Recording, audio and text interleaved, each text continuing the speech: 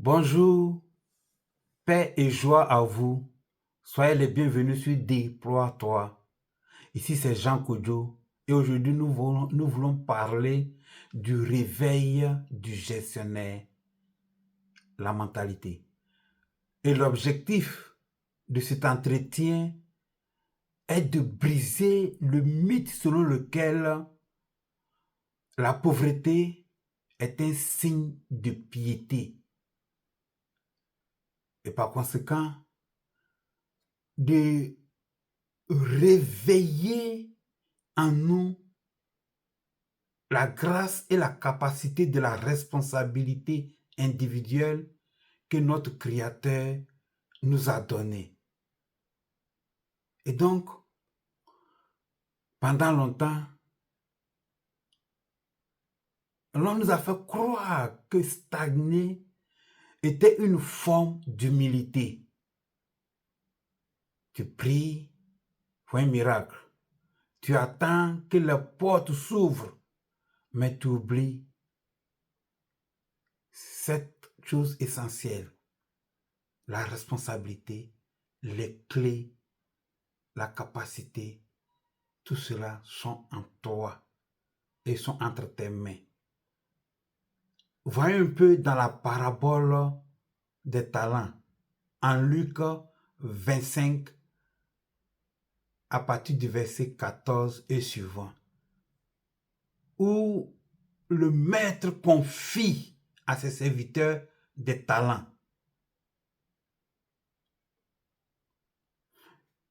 Vers la fin, tu vas voir que parmi les trois, il y a un qui n'a pas fait fructifier son talent.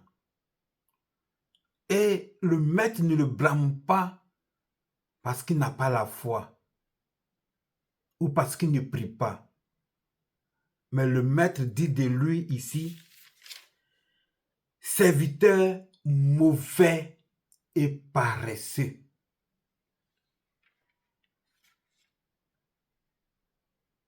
Parce qu'il a tout simplement pris peur et il a enterré ce qui lui a été donné.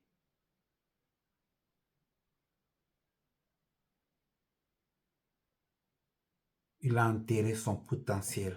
Il n'a pas fait usage de son potentiel, de sa créativité. Il a pris peur et il est resté oisif. Dieu ne bénit pas par l'inaction. Il bénit le travail de nos mains. Par conséquent, travailler avec ardeur, détermination, conviction, avec passion, n'est pas renier Dieu, mais au contraire, l'honorer en faisant fructifier ce qu'il nous a donné. En faisant fructifier ce qu'il t'a donné. Il ne faut pas confondre la foi avec la paresse. Dieu ton Père, ton Créateur, a mis en toi des semences de grandeur, des idées de business, des compétences uniques qui ne sont que à toi seul. De la manière dont nous avons les empreintes qui sont uniques et qui ne peuvent pas être répétées. En toi, il y a cette capacité-là, cette grâce-là. C'est unique, c'est en toi. Seul toi peux le faire fructifier. Seul toi. Arrête donc d'attendre un coup de chance. Lève-toi, forme-toi et planifie. Fréquente des milieux où on se développe, des milieux où on met à fruit notre imagination, des idées, des lieux où on a une vision et on entretient la vision, où on aide à faire fructifier cela. Il y en a beaucoup d'endroits. Il y en a beaucoup d'endroits. Tu as Internet, par exemple, où tu peux aller et te former. Il y a des coachs de développement personnel qui sont là. On a notre frère Philippe Simo et bien d'autres frères qui font un travail excellent. Sors donc et ne reste pas sur ta base, mais sois ardent, inlassable, cherche, car la parole dit qui cherche trouve. Et ceux qui avancent, ceux qui progressent, ceux qui innovent, il y en a partout auprès de nous. Il faut avoir de la patience et aller chercher, et de la patience et aller chercher ces choses-là. L'Église, par exemple, l'Église catholique parle de cela en utilisant les termes de co-création, de subsidiarité et de destination universelle de biens. Dans la pensée de l'Église, l'entrepreneuriat et le développement de compétences sont vus comme une participation directe et active dans l'œuvre de création de Dieu. Donc, ne reste pas inactif et ne te blâme pas, car tu fais juste en cherchant de te développer, en cherchant avec détermination de parvenir à faire quelque chose d'excellent. Nous allons prendre deux exemples, deux figures emblématiques. Nous allons prendre Saint Thomas d'Aquin et Saint José Maria Escrivá. Saint Thomas d'Aquin, dans son célèbre somme théologique, explique que la propriété privée et le désir de l'homme de cultiver la terre et de faire du commerce sont légitimes et naturels. Pour lui, posséder donc des biens permet à l'homme d'être plus ordonné, plus responsable et mieux s'occuper de sa famille et des pauvres. Il valorise la vertu de la prudence par conséquent, afin que le domaine des finances ne nous engloutisse pas, mais que cette responsabilité et cette prudence nous amènent à vivre une gestion rigoureuse et une planification intelligente. José Maria Escrivá, 1902-1975, fondateur de l'Opus Dei, a enseigné que le travail quotidien et les affaires sont le lieu même de la sanctification. Il encourageait les laïcs à être d'excellents professionnels, des leaders dans leur secteur et à générer de la valeur.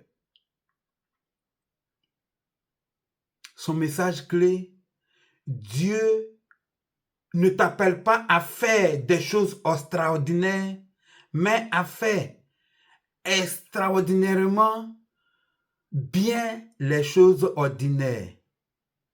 Par exemple, ton métier ou tes finances.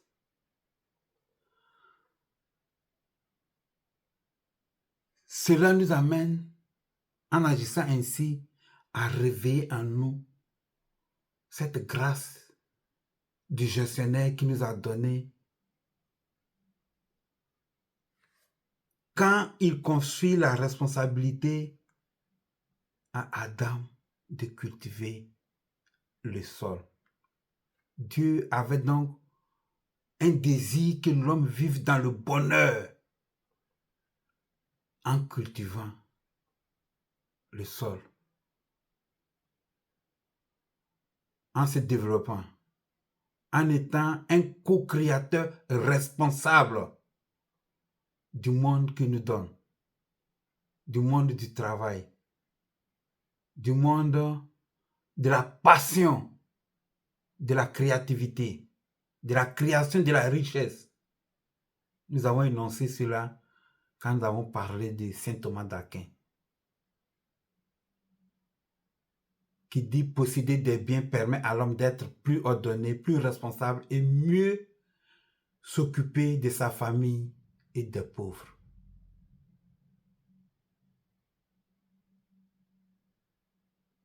Nous sommes par conséquent invités à passer de la paresse, parce que bien des cas, c'est effectivement la paresse qui fait que nous restons dans un état de manque et attendons que Dieu fasse le miracle à notre place, alors qu'il nous a fait comme des demi-dieux, il nous a donné cette responsabilité-là de co-création, de co-créateur. Passons donc de la paresse à l'ardent désir de l'excellence. Vivons avec enthousiasme, détermination, passion pour faire fructifier nos talents par un travail bien fait dans l'honnêteté, la fidélité, le courage. Travaillons à notre succès et ne vivons pas dans l'attente d'un coup de miracle où quelqu'un nous lègue son patrimoine, son héritage. Ne nous adonnons pas vraiment aussi, bien souvent cela, on voit cela aussi, l'élimination même physique de certains parents pour nous accaparer de leurs biens. Alors que nous avons cette possibilité, cette grâce-là, de faire fructifier les talents. Et c'est en agissant ainsi, en collaboration, par l'esprit du Créateur, dans le Saint-Esprit, que la bénédiction se manifeste, se concrétise, se réalise.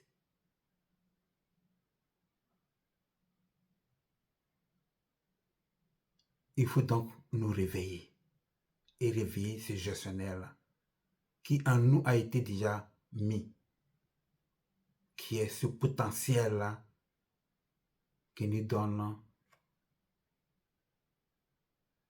de passer de l'état de survie pour entrer dans le bonheur. Car dans le cœur de tout homme, il a ce désir de bonheur-là. Mais ce bonheur-là, on y parvient en ayant une vie active. Une vie de passion, une vie de planification, d'étude, d'implémentation de ce que nous avons vu. D'essayer même de se tromper, de se corriger. Tout comme l'enfant qui apprend à marcher, tombe, se relève, tombe, se relève, tombe, se relève et finalement réussit à marcher, à être indépendant, à être autonome de sa maman. Ainsi, dans le milieu du travail, des business, des affaires, des finances, c'est la même chose.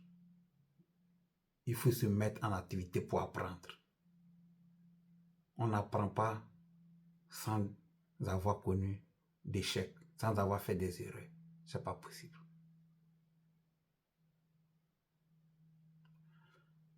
Je prie donc que le Saint-Esprit qui nous a été donné pour nous conduire dans la vérité tout entière, au-delà de ce que nous avons partagé ici, alors que tu vas écouter, t'illumine, te motive, te purifie et ouvre pour toi des opportunités pour rencontrer des frères et des sœurs, des personnes de destinée qui vont t'aider. Que le sang de Jésus-Christ nous garde dans son amour et que nos saints anges gardiens nous aident à parvenir à sortir victorieux, à réveiller le gestionnaire, à faire fructifier le potentiel, le talent, à vaincre la paresse. Que la paix soit avec vous. À la prochaine. Si tu as aimé ce que nous avons partagé, fais un effort, dis quelque chose dans ton commentaire. Permets-nous aussi d'apprendre auprès de toi. Partage cela et que nous créions ce foyer d'éducation les uns des autres. À la prochaine. Bye bye.